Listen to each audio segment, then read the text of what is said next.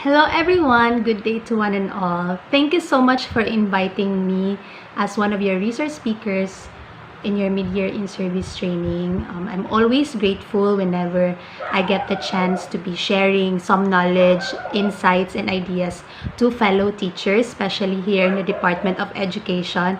It's always an amazing opportunity because whenever I conduct trainings and seminars like this, I also get to learn from the participants, from the teachers, from the colleagues that I have here in the department. And it's sad, it's kind of sad that I'm not with you there physically present to conduct this training, but I really do hope that with this virtual training you would still be able to learn to get something new or learn something new. I really do hope that. And I wish that this pandemic will end soon so that we will be able to see each other physically and conduct activities like this in a face-to-face setup. Again, thank you so much for inviting me. So let's begin with our training. Receive your invitation, I was really thinking of what I would share to you because I know that you've attended many seminars, trainings, and webinars already in the last few months. And I know that you have been bombarded with all of the ideas that you can do, especially for education in the new normal.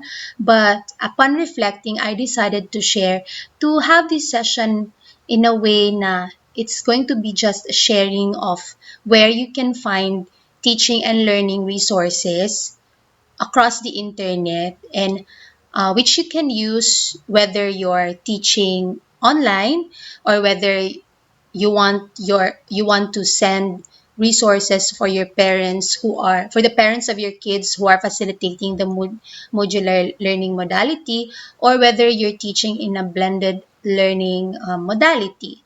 So if you talk about teaching and learning resources, I would really say that it's not about the material, but it's how we use them. Even though we're in the new normal already, we're educating our kids in a very different way as compared to before. But these teaching and learning resources are always there, and it's up to us how we will be able to use this and make this relevant in the different learning modalities that we are implementing. So that's why I would like to share this slides, this session to you. It's actually 87 slides, so please brace yourselves. But it's just going to be a sharing of the many wonderful resources that you can get across the internet. So again, I'm Roxanne H. Fuentes. Right now, I'm in the division office as a monitoring and evaluation specialist in the Schools Governance and Operations Division. And I'm also, if you have watched and participated in my previous seminars, I'm also part of the Google Educators Group as a certified innovator. And I'm also very active in the Microsoft Education Ambassador community. And I also have a blog. It's the publicschoolteacher.com, and also a YouTube channel where I share all the resources that I have, video lessons, etc. And it's still the public school teacher. So for this morning, I would like to be focusing on these topics. First is I would like to be to have a quick run through of what pedagogy is, because this is very important, especially if you're teaching using ICT and technology. And then I would also like to talk about TPCK or TPAC. Later you will know about this. And then SAMR model of ICT integration, which is very relevant and timely right now that we are, teaching online, whether blended or full online learning. And then the exciting part here is the open educational resources, or the things that you can find in the internet which you can use for teaching and learning, whether in the traditional face-to-face setup or online or blended. And then I would also be sharing to you some opportunities for further professional development, and then links to get these resources. So are you excited? I hope you are excited with our session this afternoon. After this day, after this, I would be sharing the slides so you'll be able to review the topics that I would be conducting today. Okay, so let me begin by having this. It is not about the teaching learning resource we use. It is how we use the teaching learning resource that matters. Again, as what I have said earlier, there are a lot of teaching learning resources that we can find, whether in the library or in the school or even in the internet. The internet right now is a source of a vast and a variety of information, and the information there, the ideas, the insights, the knowledge are always there. But it is not about these resources. These resources, these information would not be helpful if we would not know how to use this in in teaching and learning. So this is where pedagogy comes in. What is pedagogy? There are actually a lot of definition. If you search teaching pedagogy or learning pedagogy in the internet or in the books, there are a lot of definitions on this, but I would really like to encompass pedagogy. I would really like to explain pedagogy using this conceptual framework on educational practice by Alexander in 1992. Yes, it's very obsolete, but I really think that it's still very applicable today. Now, when you talk about pedagogy, there are two aspects, which is one is the observable practice. This includes the content, the pedagogy, and management of your classroom, or the way you manage the teaching and learning process in the classroom, or right now if you're teaching online, how you manage your virtual classroom, how you manage your modular learning modality, how you manage your blended learning modality way of teaching. And these are all observable practice. Whenever we are observed or we are supervised by our um, instructional supervisors, like our school heads or master teachers, these are the things that they can easily observe, right?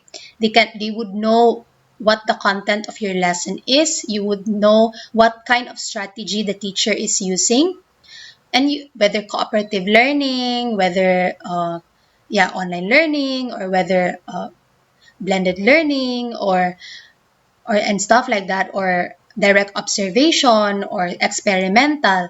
And then the our observers and supervisors can also observe the way we manage children. So these are all observable practice. But the other aspect of educational practice is the ideas, values, and beliefs that the teacher, for example, the teacher has on children, on society, and on knowledge. As teachers, we're also humans, and we have different ideas, values, and beliefs. And this also is the same thing as teachers, di ba? Not all teachers have the same ideas, values, and beliefs. That is why if you would observe teachers, if you would go through from one classroom to another, you would see that teachers are teaching differently because the ideas and their ideas, values, and beliefs are really different.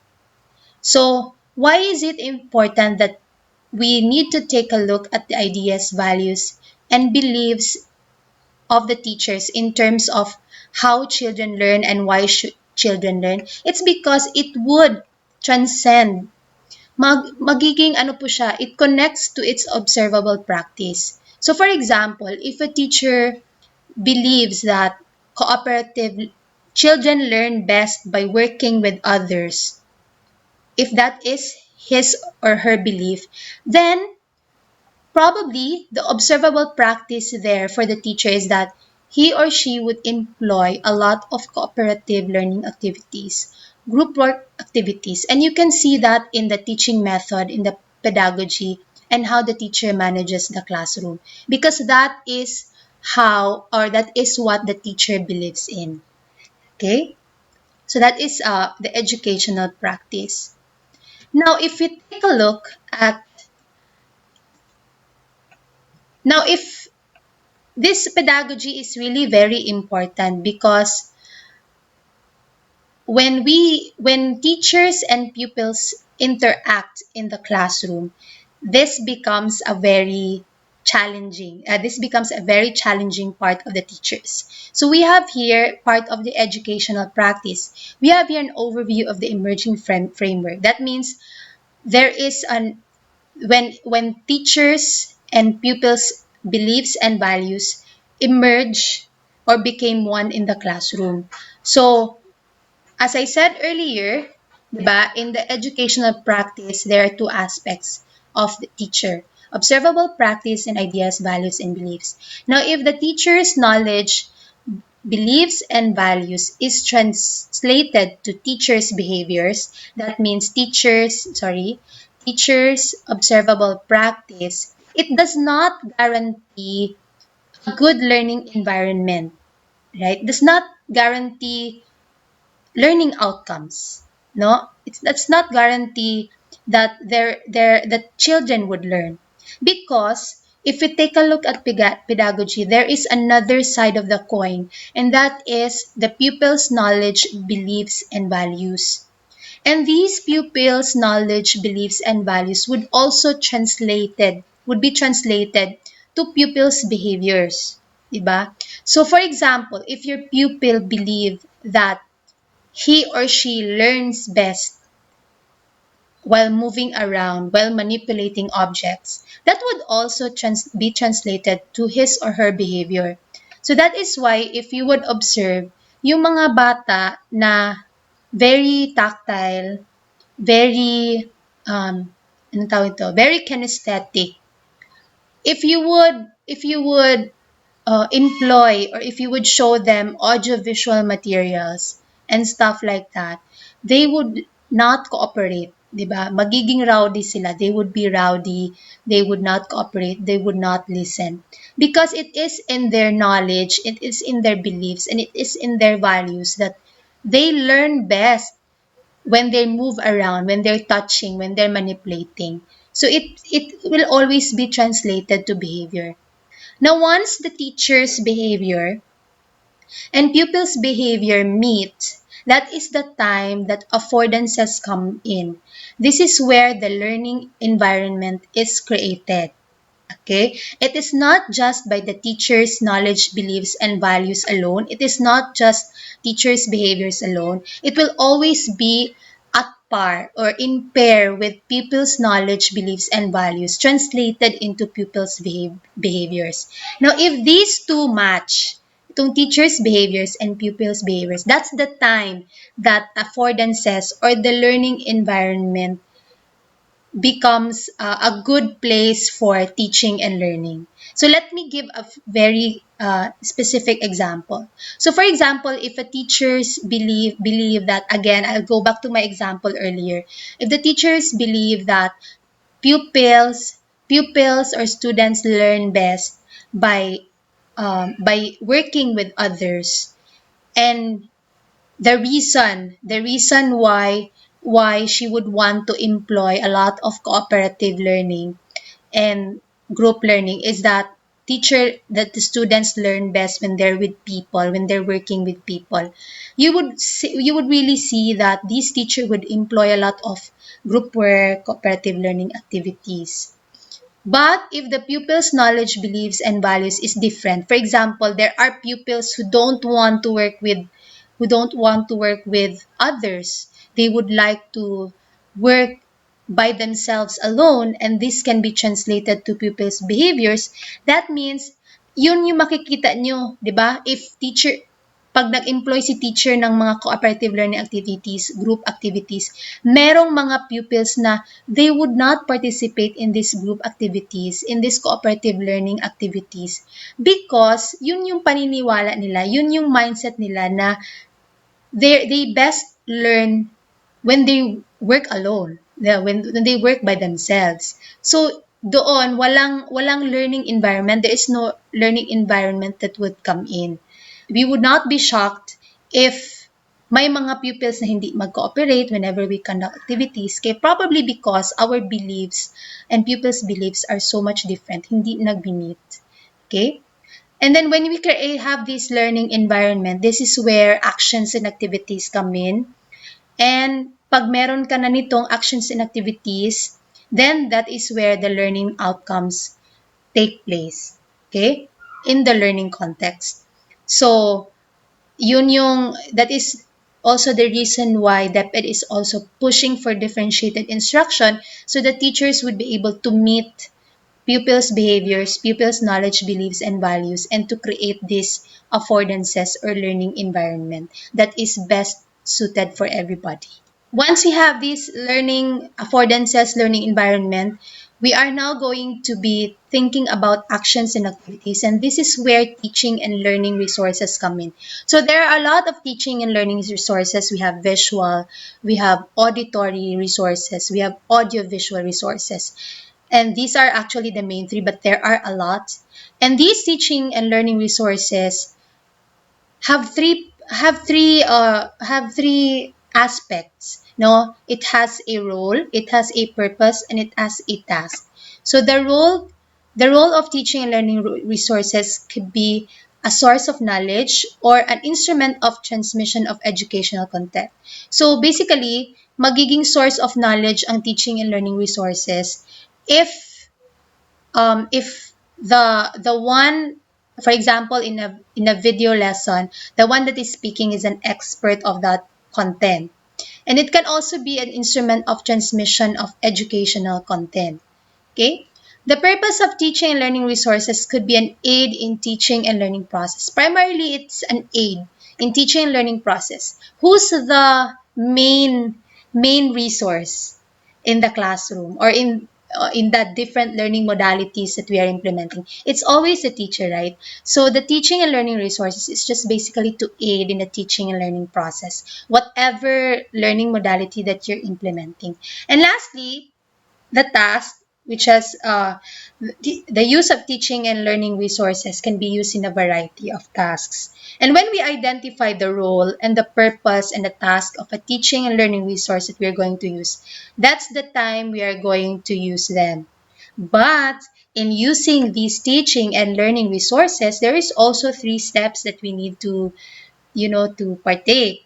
One is the selection and evaluation. We need to select and evaluate the teaching and learning resource that we use. Again, because that is very important in creating affordances or learning environment in our teaching and learning process. And then second is we need to think about how we are going to present and interpret these teaching and learning resources. And lastly, we need to evaluate again the teaching and learning resource vis-a-vis the outcomes and the performances of our students. Okay? So in the selection process, we have here the 5 things that we need to consider. First, we need to consider our teaching objectives and tasks. Hindi porket may nakita tayong very good material over the internet, say a video lesson, we would directly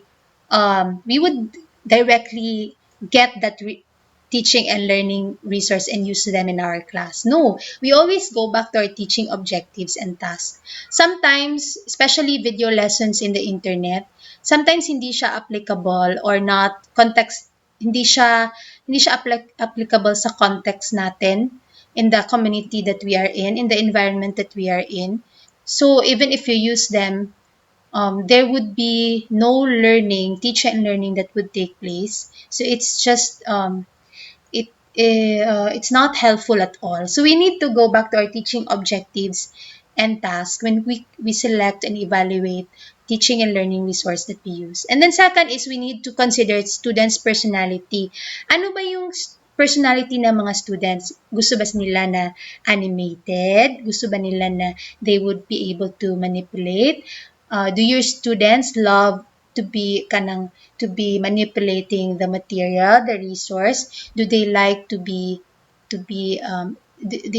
would they want it to be interactive? So you need to consider all of these things. Second is the teacher's level of education and abilities. There are a lot of teaching and learning resources, especially in the internet, but if you don't know how to use it as a teacher, then mahirap pong gamitin yung teaching and learning resource. That's why it's very important. Sometimes, yung mga teacher, pabalik-balik lang yung ginagamit nila sa classroom because their level of education and their level of ability is just at par kung ano yung ginagamit din nila sa classroom. So, the higher the level of education and the level of ability the teacher has, mas marami rin yung teaching and learning resources that he or she can use, manipulate, and implement in the classroom. So that is why we really need to continually improve ourselves as teachers. We need to grow professionally each and every time. Number 4 is the characteristics of teaching and learning resources. This is where technicals come in, no? Would the teaching learning resource require a particular kind of gadget? Baka naman gusto mo siyang gamitin, but you don't have the kind of gadget for it. Diba? You want to have robots in the classroom, but you don't have these robots, diba? You want to you want to teach your kids coding, no? Learning some concepts, learning some lessons through coding, but you don't have laptops or computers in the classroom. So it's kind of impossible, right? And then again, the school's level of material technical equipment.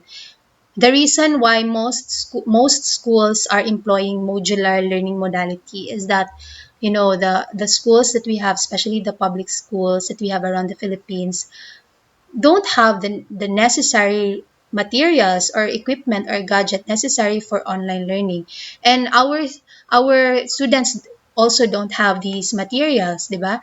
So we need to think about the level of material or technical equipment. When we were teaching in the traditional face-to-face classroom, a lot of teachers, when I was still teaching, a lot of the teachers bought their television sets, uh, their speakers, their laptops, so that they can use these gadgets in the teaching learning process. Then once you have selected your resource, now we are going to be thinking about how we are going to present using the teaching and learning resource. So first is we need to determine the reasons for the use. Para saan ba siya? Would it be for motivating the kids?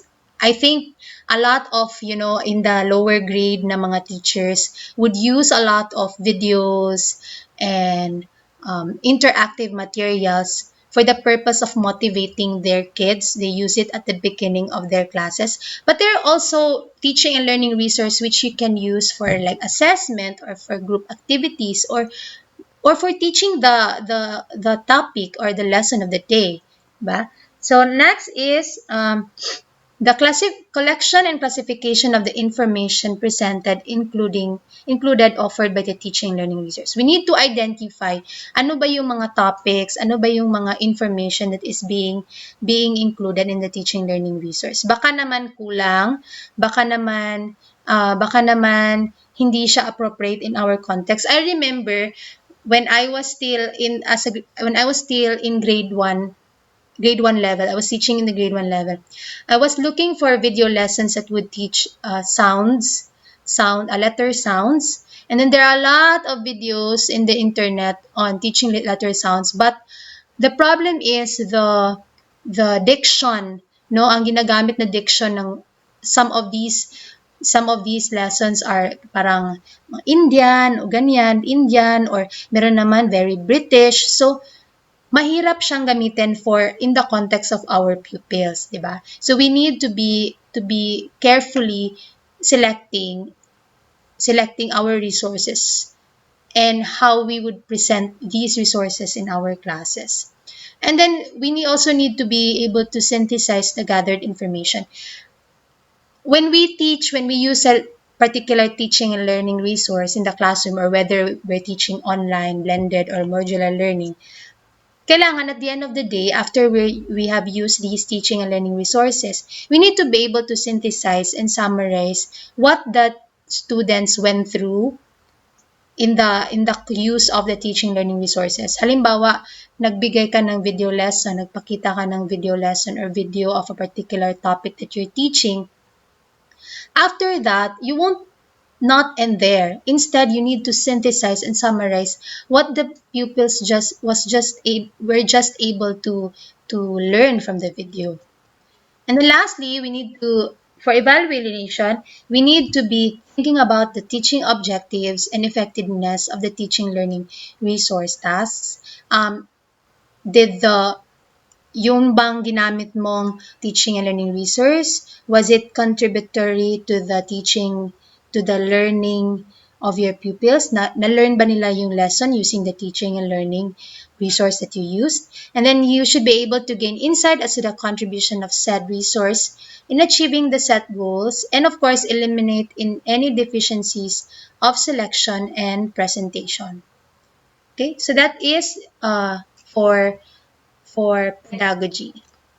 Have learned about pedagogy and how we should be able to select, present, and evaluate teaching and learning resources. This boils now down to, do we really need to use ICT or educational technology, especially now that we are educating in the new normal? So according to Becta in 2001, there is evidence that ICT helps primary school teachers to be more effective in their teaching, especially if they are well resourced. So there are a lot of researches conducted in the last few years that would really say that the use of edtech and ICT is helpful in the delivery of teaching learning process in the classroom, especially now that we are in the time of the pandemic and we're not allowed to be teaching in the face-to-face traditional setup.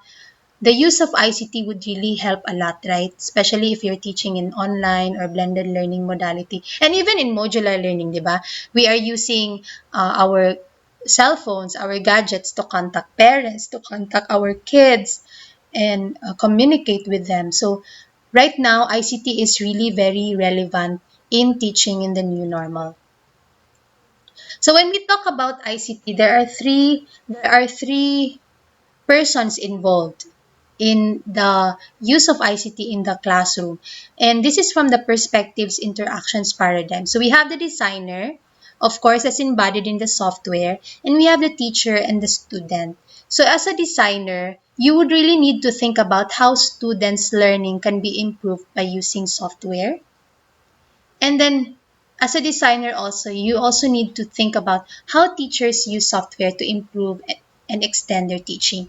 I remember when I was still new to DepEd, and it was really very different because in my previous school, the university where I first taught, we used English as a medium of instruction. And when I transferred to DepEd, I was kind of culture shocked because that was the time when MTB MLE started to be implemented. Mga few years pa lang siya na implement, like 2 years I think. And then I was looking for resources in our mother tongue, but it was very difficult to find at the time. And I really needed these resources because we're teaching in the mother tongue based MLE to teach our topic or content. So at the time, I was thinking of creating my own resources. That is where digital storytelling came in.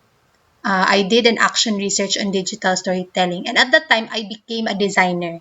So I became a designer of not really software, but video lessons. And I was always thinking of how students' learning can be improved by using the video lessons that I create. And also, I've shared these resources, these video lessons to teachers in the hope that they would also be able to use it and improve and extend their teaching, especially those who were teaching grade 1 and MTB MLE at that time.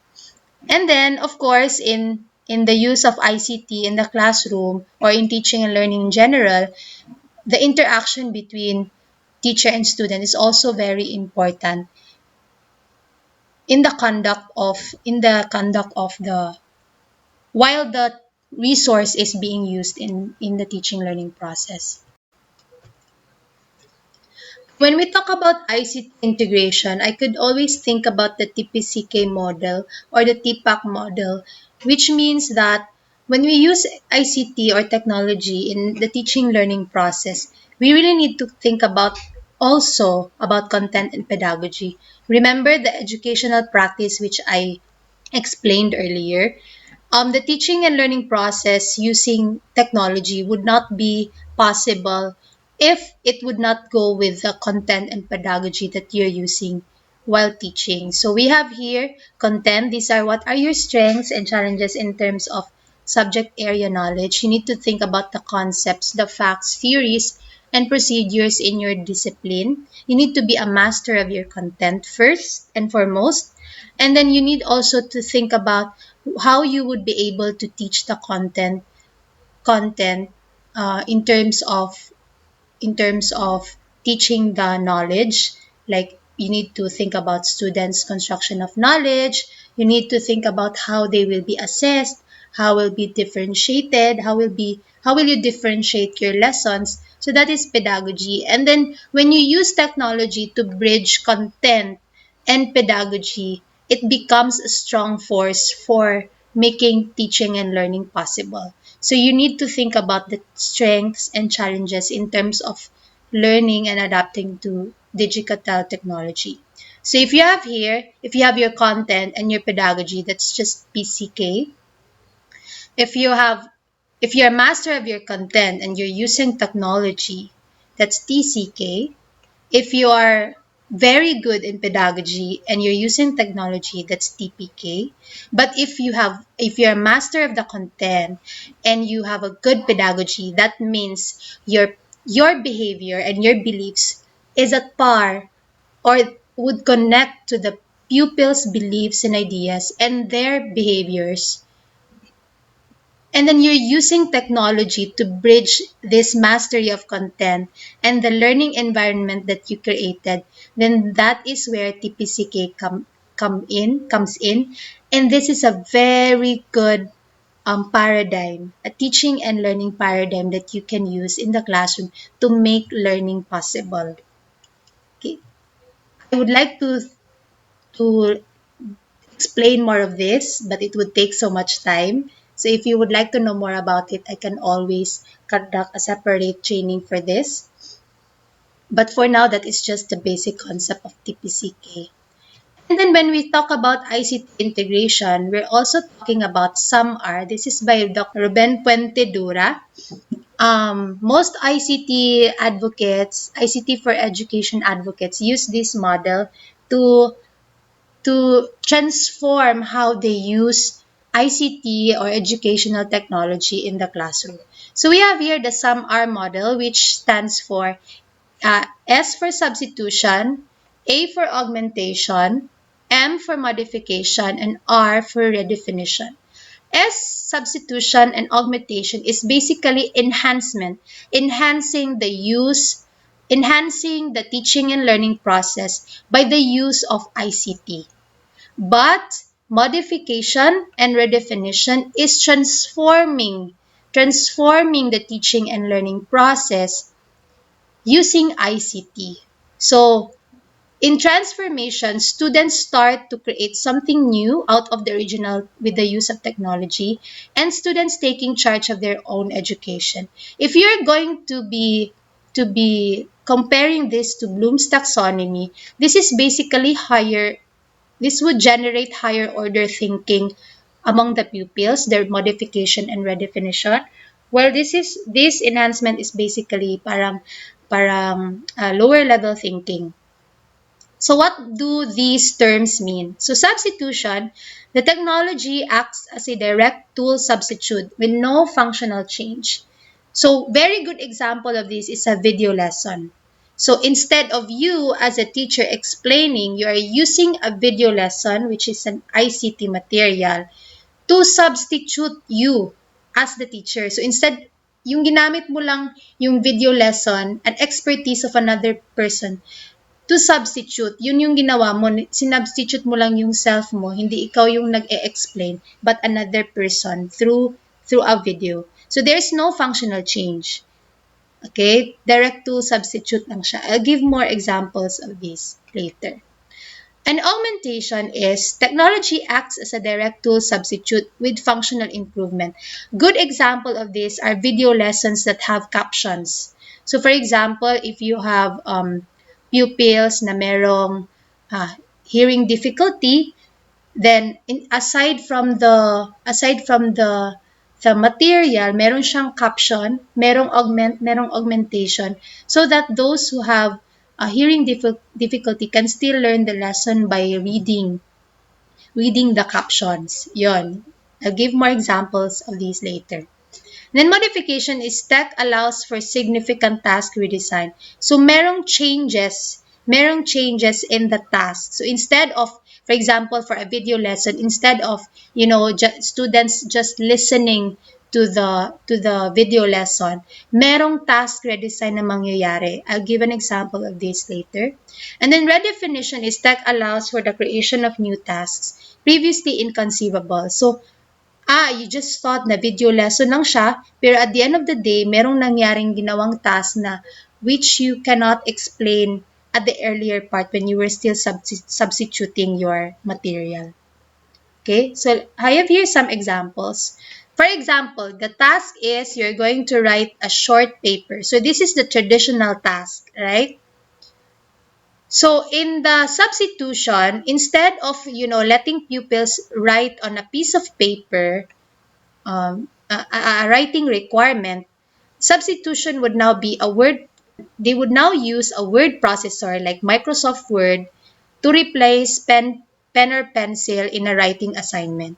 So instead na mag-write sila on paper, the substitution now using ICT is by the use of Microsoft Word, a word processor, and then they will encode their material. So basically, walang nangyaring new, 'di ba? There is no new task there. Change lang yung how they would do the task. Instead of paper and pen, nag-use ng ICT, but the task is still the same. It's still writing a short paper. So that is what you call substitution is. Well, augmentation is, halimbawa, nagpagamit ka na ng word processor like Microsoft Word, and then you ask your students to, instead of encoding it, typing it, they will be using a text-to-speech function to improve the writing process. So instead of, typing and encoding, they would just, say, describe, or say what they want to be written on paper, and then the processor would now translate the what you have said to a written text. So basically, that is augmentation. So this is good for those, for example, meron kang mga pupils or students na, halimbawa, nagka-accident, for example, and they cannot use their hands to write or even type, so they can use a text-to-speech function. That is augmentation. Okay? But basically, the task is still the same. It's still writing a short paper. Pero meron lang ino-augment because there is a need. Kasi may difficulty yung bata. Yun.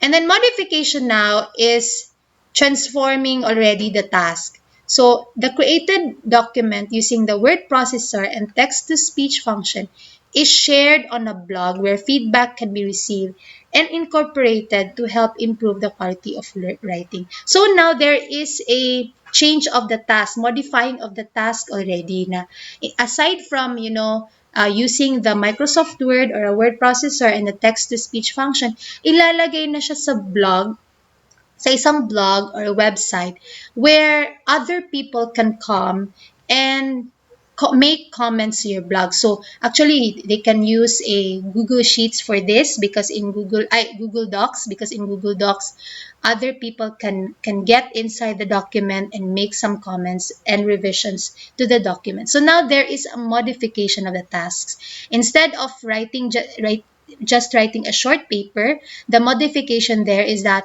the other students or other people can now give feedback and comment to your work so that you can improve what you have written. Okay? And then lastly, the redefinition is, instead of a written assignment, students convey analytic thought using multimedia tools. So halimbawa, yung task is writing a short paper, let's say a reflection paper of a book that they have read. Instead of writing a short paper, why not letting your students have them create, for example, a video, a vlog, di ba?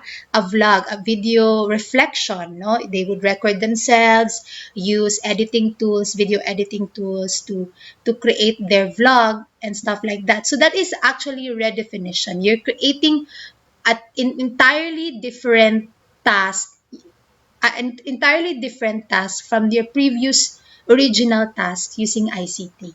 But still, the the topic, the lesson is still the same. Okay? I still have a lot more, but it will take so much time. Again, our purpose here is really from moving from substitution and augmentation, which is basically using ICT for enhancing, to modification and redefinition, which is using ICT to create new tasks and transforming your teaching and learning process. So I can speak a lot more of this. Actually, when we did this training with Google in 2014, parang workshop style siya. So in the future, probably when we can already do face-to-face training, we can have a workshop on this and then try to, see how we will modify and redefine our lessons, no? Especially, yung gusto sa talaga nating mangyari is we would check on our daily lesson logs and then transform our tasks into something new, into something that has been modified and redefined by the use of ICT. In our the next part of our session, which is on actually the meat of our session, which is an open educational resources. So from this moment forward, I will just be sharing where you can find teaching and learning resources over the internet. Okay. Well, the first one is, of course, our very own LRMDS. It's LRMDS at teped.gov.ph. When I was still a teacher, isa po ako sa mga I'm always recognized by our school as one of those who are using the LRMDS a lot, because I can really see there are a lot of resources that I can get there. For example, this one, you can get a lot of storybooks and materials. And then, for example, this one, I think this is one of the first resources that I got from LMDS when I was because I was teaching English, so I needed this kind of resource. So you can get this from LRMDS. And then second is Khan Academy. This is very nice, especially now that we're teaching a new normal. We're in the where some of us are into online learning and blended learning. So there are in Khan Academy, there are a lot of topics there. I like the resources in math, for example. So you can have here, you can check out the early math, some arithmetic lessons. They have video lessons, lesson plans, and etc. So this is a website with a vast resource of anything that is related to, for example, math and science. Okay, this is one of the okay. So actually, you can search for interactive materials here as well. So you can send the links to, for example, if you're teaching modular learning, you can actually send these links to your parents, and then if they have internet at home or if they have data on their cell phones, they can go to this link and make use of the interactive learning materials here. And the next is, of course, Microsoft Educator Community. The Microsoft Educator Community is not just basically a community. It's not just a social media wherein you get to interact with teachers and colleagues, but there are a lot of resources here as well. So if you would, actually, this is the old website. I have not. This is actually updated already. But if you go to resources, there are a lot of resources that you can find there. One of the things that you can find there is also our detailed lesson plans like this. So when I was teaching subject verb and agreement, ito po yung nakita kong very good example because there is already parang differentiated instruction, how we mga group activities, and even detailed formative assessments you can use. So basically, in the Microsoft Educator community, teachers are sharing their resources, sharing their lesson plans, sharing their ideas, and it's a good community to be able to be part of. So if you don't have an account yet, you go to education@microsoft.com and make an account. It's for free, and you can also have a lot of you can also study and participate and attend to many webinars there and courses. For example, this is one of the courses that you can avail of, and you'll get some badges and certificates. Yes, you can get certificates in a Microsoft Educator community, and you can use this for your professional development as well. So in the Microsoft Educator community, you can study, you can learn a lot about new stuff, and you can get some resources and ideas here. So for example, this is my profile. As you can see, I have here a lot of badges. I get these badges from the courses that I attended. And then I can also download the training transcript. Here it lists down all the courses that I went through in the Microsoft Educator community. And I also have these badges, mga recognition from the Microsoft Educator community as well. So you need to be part of this because it's just for free. It's for free for educators. Next is Kuriki.org. Kuriki.org is also like Khan Academy, where you get to explore high quality K to 12 content, but you cannot but aside from being able to explore high quality K to 12 content, you can also create in the website your own lessons that you can share to other teachers as well. So for example, this is my profile. I have here, I can create my library. I can contribute a resource, and I can also search some resources here. So one of the resources that I got from this website is our PowerPoint presentations like this.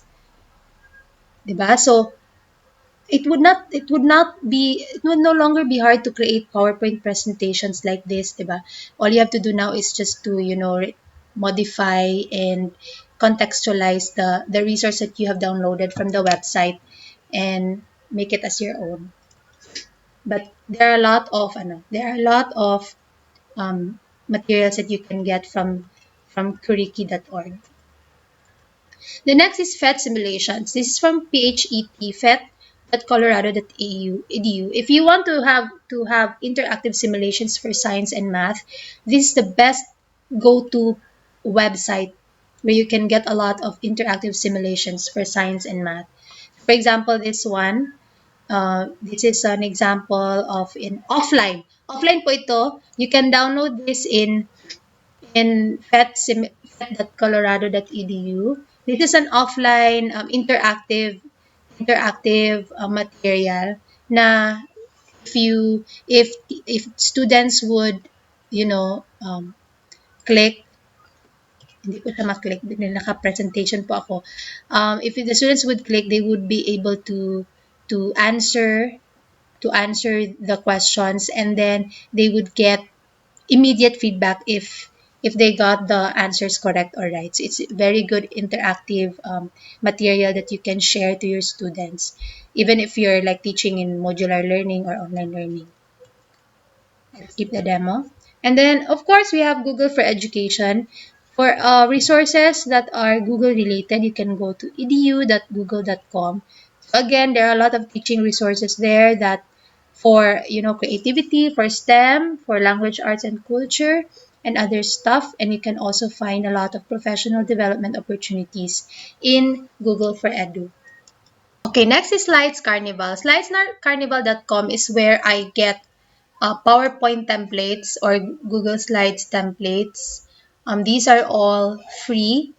You won't have to create your templates anymore in PowerPoint because there are a lot of templates here that you can use in every occasion or in every lesson that you have. In fact, the slide that I'm using right now is from Slides Carnival. The template that I'm using right now is from slidescarnival.com. The next is OER Commons. These are all open educational resources which you can download and use for free. There are a lot of materials here as well. So, for example, this one you have materials for English language, for reading, for speaking and listening. And you can also filter the resources according to education level. So, if you're a preschool teacher, there are materials under the preschool tab, and etc.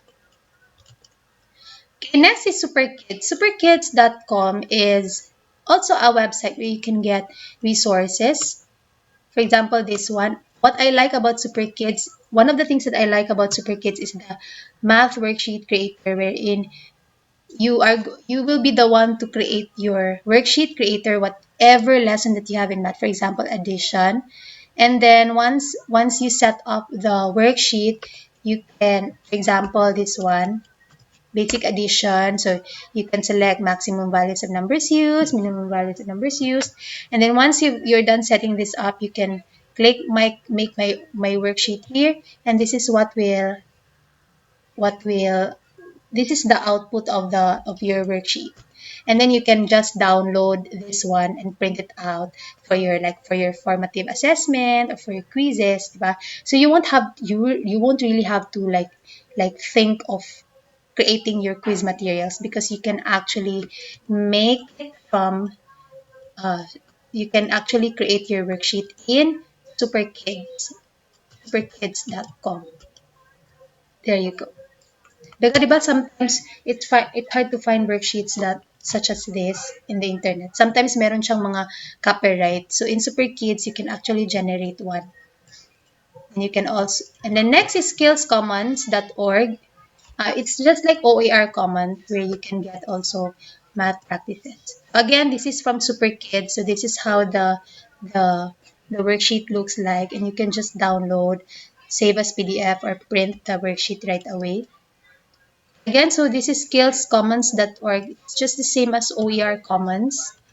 So, for example, this one, if you download this math practice sheets, basic math, ito po yung lalabas. Isa siyang folder with a lot of worksheets that you can find. This is I downloaded this from skillscommons.org. O, diba?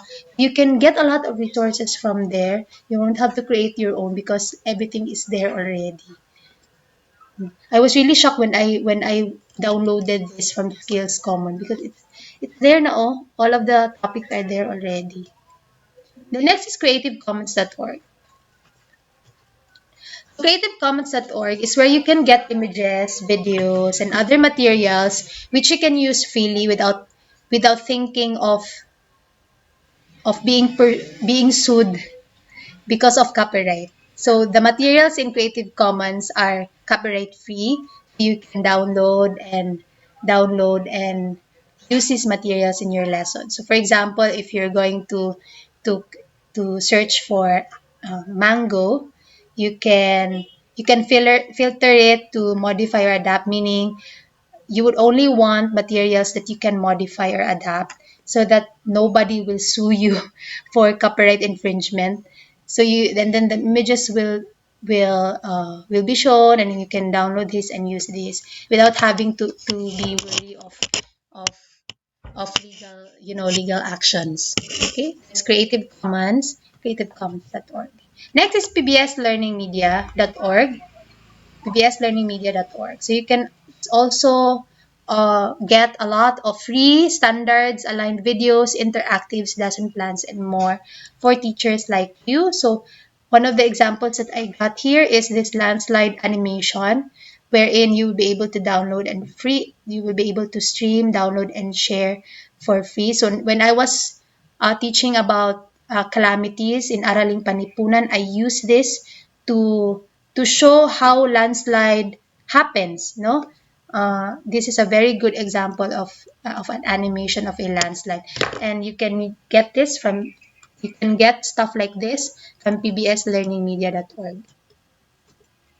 Okay, next is Read, Write, and Think. This is a website where you can get resources intended for reading, writing, and thinking, best for English teachers. So you can Like the resources here according to your grade level, like if you're teaching in kindergarten or if you're teaching in grade 11 and 12, can get resources from there that is related to teaching learning. So for example, this one is an interactive material that you can use from Read Write Thinking. So mga games. And then you can also make worksheets from there. This is one of the worksheets that I generated from Read Write Think. Ano ba yun? Readwritethink.org. Yan, di ba? Very nice. Very nice yung worksheet. So, so watch, melon, something like that. Okay. Next is, of course, the ever famous populareducation.com. I know you already know this kasi if you would search anything related to worksheets or video lessons or stuff like that, education.com would always come out first in Google. You can generate worksheets from there. You can get materials from there. One of the websites that I really like. And the next is Scratch. That's scratch.mit.edu. This is where you will be able to create stories, games, and animations and share with others around the world. This is basically coding, but it's very simple coding. Naka-block coding siya. This is how the interface looks like. Yan. If you would like to know more about Scratch Education, feel free to ask me as well. Okay, so ito yung pwede mong gawin, math quiz, game show, remix, stuff like that in scratch.mit.edu. And another website that I really like to go to is rasnakcreative.com. This is where you will get interactive PowerPoints na naka-macro-enabled po siya. Like mga Who Wants to be a Millionaire, mga ganyan na mga PowerPoint. So if you would like to have a parang game-based learning, whether you're teaching online or traditional face-to-face, you can use this showcase of creative PowerPoint presentations in your class. And you can just modify it according to your lesson. And then last, we have also here EdSitement at edsitement.nih.gov. So again, you can explore here some lesson plans and student activities that you can make use to teach your kids, your students. And then if you're teaching music, there is one app that I really like. It's called MuseScore. You can download the app for free. You can create worksheets, music worksheets like this. Yung mga nasa music books nyo, music na mga learning materials nyo, you can convert it into beautiful sheet musics like this and distribute to your students or your pupils. It's for free. The app is for free. It's a software that you can download for free and install in your computer. And then lastly, I think this is the last one. I think. Yeah, this is the last one, Course Lab. It's a very good software to download if you want to create different kinds of assessments, interactive assessments like multiple choice and etc.